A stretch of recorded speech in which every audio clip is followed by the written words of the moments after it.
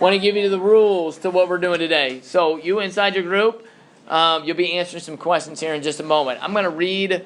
We've got content here concerning Nelson Mandela. So you may write Nelson Mandela at the top of your sheet of notebook paper. I'm going to break it up into 5 different sections. At the end of each section, I'm going to ask you guys as a class as a whole certain questions about that section. So while I'm reading, what students usually do is they start trying to anticipate what questions I'm going to ask, and they write down notes, dates, certain types of things like that, okay, names. Then I'll ask the questions. You inside your group, you can work together, all right? Discuss it on each of those questions. Everybody needs to be on the same page. If one person inside your group doesn't have the correct answer, it doesn't matter if anybody else inside the group does have the correct answer, you have to count it wrong. Sound good? So everybody has to be on the same page there. Sound good? Now you want to be close together with your group because it's easy for you to steal answers from the next group if you happen to get a little bit too loud. Sound good? At the end, we will see who's got the most correct answers, and then we'll progress likewise. What's that? We'll see. All right. Nelson Mandela. Section number 1. Nelson Mandela is one of the great moral and political leaders of our time. An international hero whose lifelong dedication to the fight against racial oppression in South Africa won him the Nobel Peace Prize and the presidency of his country. Since his triumphant release in 1990 from more than a quarter century of imprisonment, Mandela has been at the center of the most compelling and inspiring political drama in the world. As president of the African National Congress and head of South Africa's anti-apartheid movement, he was instrumental in moving the nation towards multiracial government and majority rule. He is revered everywhere as a vital force in the fight for human rights and racial equality. Long Walk to Freedom is his moving and exhilarating autobiography, a book destined to take its place among the finest memoirs of history's greatest figures. Here for the first time, Nelson Mandela tells the extraordinary story of his life, an epic of struggle, setback, renewed hope, and ultimate triumph which has, until now, been virtually unknown to most of the world. Question number 1, section number 1. What great award did Nelson Mandela win? Again, everybody inside your group has to have the correct answer written down in order for you to get credit for it. You write it on your sheet of notebook paper.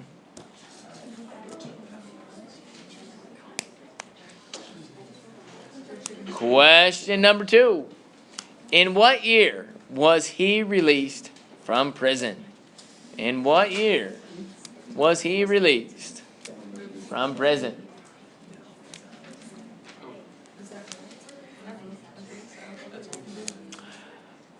Question number 3. What is the name of Nelson's autobiography, the book that he wrote about his own life? What is the name of his autobiography? All right, section number 2. Section number 2. The foster son of a Tembu chief, Mandela was raised in the traditional tribal culture of his ancestors, but at an early age learned the modern and inescapable reality of what came to be called apartheid, one of the most powerful and effective systems of oppression ever conceived. In classically elegant and engrossing prose, he tells of his early years as an impoverished student and law clerk in Johannesburg, of his slow political awakening, and of his pivotal role in the rebirth of a stagnant ANC and the formation of its youth league in the 1950s.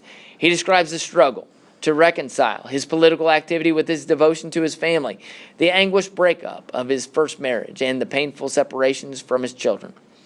He brings vividly to life the escalating political warfare of the 50s between the ANC and the government, culminating in his dramatic escapades as an underground leader and the notorious Rivonia trial of 1964, at which he was sentenced to life imprisonment.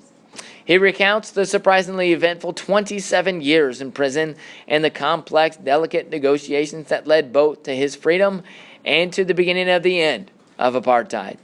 Finally, he provides the ultimate inside account of the unforgettable events since his release that produced, at last, a free, multiracial democracy in South Africa. To millions of people around the world, Nelson Mandela stands, as no other living figure does, for the triumph of dignity and hope over despair and hatred, of self-discipline and love over persecution and evil. A Long Walk to Freedom embodies that spirit in a book for all time. Question number 1, section number 2. What tribal culture did Nelson come from?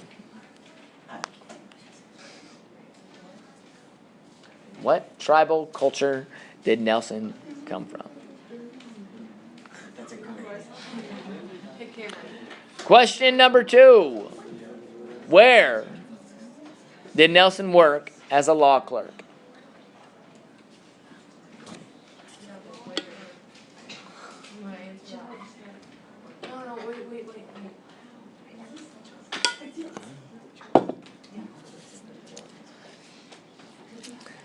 Question number 3. In what year was Nelson sentenced to life in prison?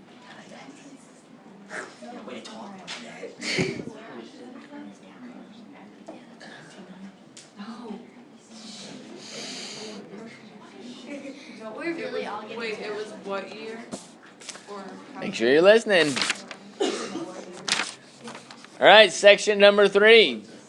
This is about his childhood experiences in the education system in South Africa.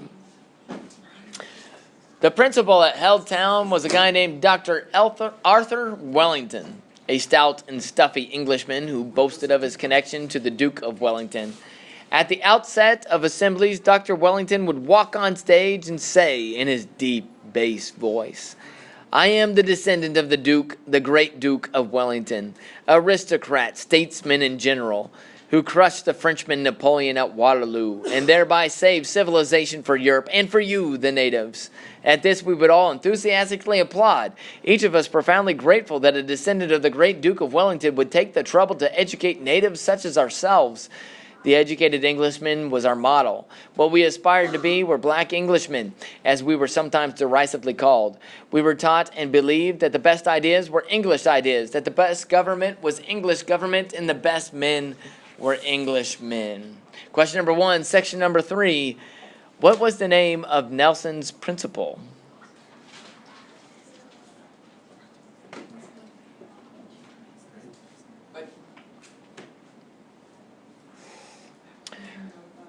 Question number 2. Who was crushed at Waterloo?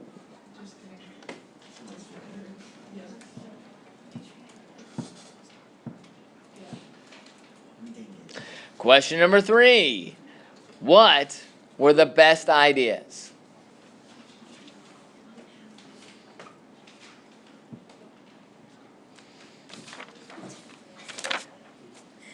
Section number 4 is about gold mines. Remember, in the movie, we have John Kamalo, Stephen's brother, the politician, talking about gold mines quite a bit there as well. It says, "It was dawn when we reached the offices of Crown Mines, which were located on the plateau of a great hill overlooking the still dark metropolis. Johannesburg was a city built upon the discovery of gold on the Witwatersrand in 1886, and Crown Mines was the largest gold mine in the city of gold.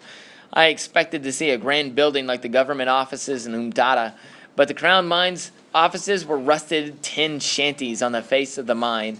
There's nothing magical about a gold mine, barren and pockmarked, all dark dirt and no trees, fenced in on all sides. A gold mine resembles a war-torn battlefield. The noise was harsh and ubiquitous. The rasp of shaft lifts, jangling of power drills, the distant rumble of dynamite, the barked orders. Everywhere I looked, I saw black men in dusty overalls, looking tired and bent. They lived on the grounds in bleak, single-sex barracks that contained hundreds of concrete bunks separated from each other by only a few inches. Most of these men were in the same hostel.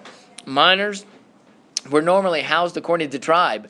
The mining companies preferred such segregation because it prevented different ethnic groups from uniting around a common grievance and reinforced the power of the chiefs.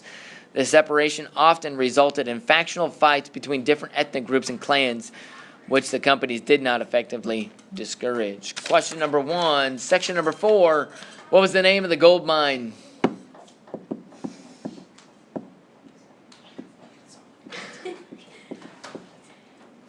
Question number 2. According to Mandela, a gold mine resembles a what? How many sections are there? 5.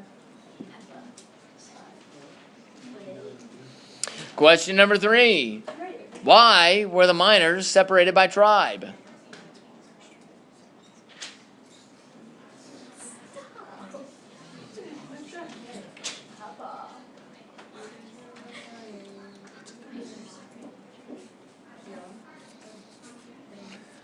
Section number 5. Last section, most important section maybe, talks about freedom. It was during those long and lonely years that my hunger for the freedom of my own people became a hunger and freedom for all people, white and black. I knew as well as I knew anything that the oppressor must be liberated just as surely as the oppressed. A man who takes away another man's freedom is a prisoner of hatred. He is locked behind the bars of prejudice, narrow-mindedness. I am not truly free if I'm taking away someone else's freedom, just as surely as I am not free when my freedom is taken from me. The oppressed and the oppressor alike are robbed of their humanity. When I walked out of prison, that was my vision, to liberate the oppressed and the oppressor both. Some say that has now been achieved, but I know that that is not the case. The truth is that we are not yet free. We have merely achieved the freedom to be free, the right not to be oppressed. We have not taken the final step of our journey, but the first step on a longer and even more difficult road. For to be free is not merely to cast off one's chains, but to live in a way that respects and enhances the freedom of others. The true test of our devotion to freedom is just beginning. I have walked the long road of freedom. I have tried not to falter. I have made missteps along the way. But I have discovered the secret that after climbing a great hill, one only finds that there are many more hills to climb. I have taken a moment to rest here, to steal a view of the glorious vista that surrounds me, to look back on the distance I have come. But I can only rest for a moment, for with freedom comes responsibilities. I dare not linger, for my long walk is not yet ended. Question number 1, section number 5. Other than the native of South Africa, who else was deprived of freedom?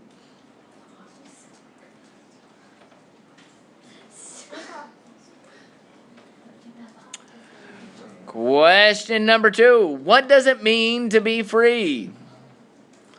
What does it mean to be free, according to Mandela, in his own words?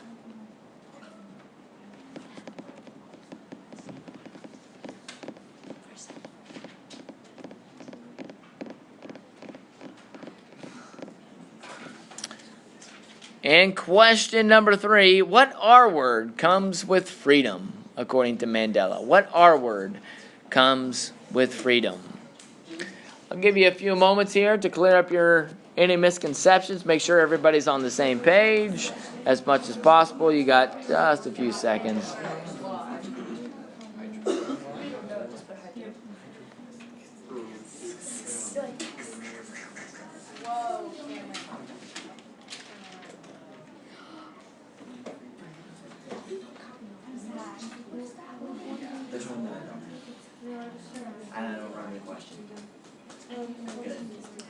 But you got all the others. Somewhat.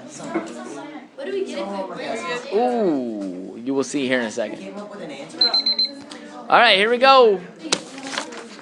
Question number 1. What great award did Nelson... This is the honor system, all right? What you got to do is keep track of your scores right in front of you. Get a point for everyone that's right. And then at the end, you share with everybody else in your group and you take the lowest score, the lowest point total is really what you do. Sound good? Yes, it does make sense. Thank you. What great award did Nelson Mandela win? Ms. Barnes. Nobel Prize. Nobel Peace Prize. Nobel Prize is fine, but Nobel Peace Prize. Question number 2. In what year was he released from prison, Mr. Bloomer? 1990. 1990 is correct. Question number 3. What is the name of Nelson's autobiography? Yes. Is it Miss Coffin? Yep. Long Walk to Freedom. A Long Walk to Freedom is correct. Tyler? What if we have like the walk to freedom? It's got to be a long walk to freedom. Close. Question number 2. What tribal culture did Nelson come from? Miss Barnes. How do you say that? I don't know how to say the word. Well, you got to say it to get points. Then I want to say it because I'm not going to. So no points. Yes. The what? Good try. Yes? Nope. It is Timbu is the correct pronunciation. Timbu. Good try. Good Peppa. Question number 2. Where did Nelson work as a law clerk? Miss Mary? We don't have that. Yes, Miss Josie. What is it? Johannesburg. Question number 3. In what year was Nelson sentenced to life in prison? Colton? 58 is a good guess. Mr. Folks? 1964 is correct. Question number 1 is section number 3. What was the name of Nelson's principal? Yes, Cameron. Arthur Wellington. Dr. Wellington would suffice, but Arthur Wellington is good. Number 2. Who was crushed at Waterloo? Bailey? Duke Wellington. Duke Wellington is a good guess. He was actually victorious at Waterloo. Napoleon is correct. Yeah. Number 3. What were the best ideas? Miss Josie? English ideas is correct. Number 1 of section number 4. What was the name of the gold mine? The name of the gold mine. Genesis. That's the river that it's close to, but it's not the name of the mine. Miss Kaufman. Crown Mines is the correct answer. Question number 2. A gold mine, according to Mandela, resembles a what? Miss Rosinski. We're not right on that one. Pass? Yeah. Miss Oaks. War-torn battlefield is correct. Question number 3. Why were the miners separated by tribe? I'll go ahead and answer this question. So that they couldn't unite and overthrow those that were in power, right? It also gave more authority to the chiefs, and it made it easier for the owners to govern their employees, right? In addition to that, the third option would be it created factional fighting, all right, which distracted them from the bad working conditions that they were a part of. Yes. Yeah, that would count. No, you have to be a little bit more specific than just ethnicity. Question number 1 of section number 5. Other than the native of South Africa, who else was deprived of freedom? That would be what, Ms. Josie? The oppressor would work. The Englishman would work. The white man would work here as well. All 3 of those answers would suffice. Question number 2. What does it mean to be free? Ms. Josie? Not be locked by bars of hate and narrow-minded. Close. Yes. Tyler? That harnesses others? Yeah. Close. I'd choose a different word than harness. Oh. Yes. I just said have a long walk and little rest. Ooh, good try. It's up there on the board. What? For to be free is to not merely cast off one's chains, but to live in a way that respects and enhances, not harnesses, enhances the freedom of others. All right? You have to respect and enhance the freedoms of others. Number 3. What R word comes with freedom? Ms. Greta? Nope. Hadley? Responsibility is correct. Responsibility. Count them up. See how many you got. 7 out of 15. Okay,